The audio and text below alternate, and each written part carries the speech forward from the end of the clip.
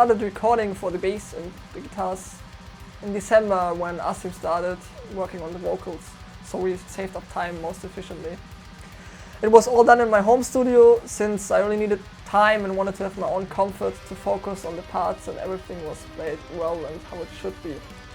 Was the easiest way for me and saved up a lot of time to be at my own home space. The recording process was very interesting for me because I tended to do everything in a slightly different fashion than I generally do in the recordings. So how I did was generally what I've done in all the other projects is either that I write a line and immediately make the melody, or then I make the melody first and write the lyrics accordingly. But what I've done this time here is completely based on the concept of the album, which, as I mentioned earlier, the guys were very, very clear about to me, and they had an idea that how the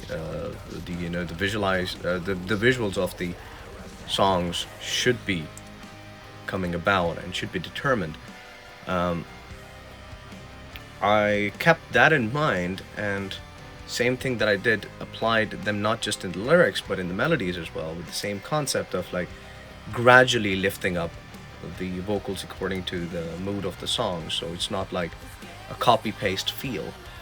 𝕬🎧 decided to record all vocals in his own studio since it was really comfortable for him and he had all the time to try out things like vocal lines, phrasing, styles, so it was really convenient to do it in his own studio in the end. When I used to come here to record the vocals, I did exactly the same thing as well. When, coming up with the melodies, I forcefully made sure that, hey, I'm gonna do something slightly different than usually that I do. I had to change my growling tone a lot for these 4 songs as well, because I changed in certain parts a certain way that I had not done before, and it was quite challenging. There were some times that I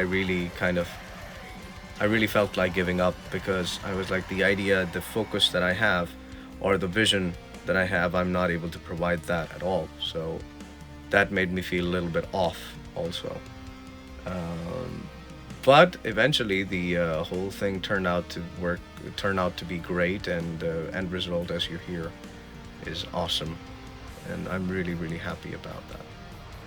In February, the whole process was finally finished of recording, and I could edit all the files and make everything ready so we can send it away for mixing. Miro is truly a professional to work with.